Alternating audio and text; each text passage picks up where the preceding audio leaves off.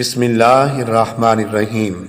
حضرت ابو موسیٰ اشعری رضی اللہ عنہ سے روایت ہے کہ حضور نبی اکرم نور مجسم صلی اللہ علیہ وآلہ وسلم نے ارشاد فرمایا، مجھے حق شفاعت اور بغیر حساب میری نصف امت کے جنت میں داخل کیے جانے کا اختیار دیا گیا، پس میں نے شفاعت کو اختیار کر لیا کیونکہ یہ زیادہ عام اور زیادہ کفایت کرنے والی ہے۔ تمہارا کیا خیال ہے کہ وہ متقین کے لیے ہے؟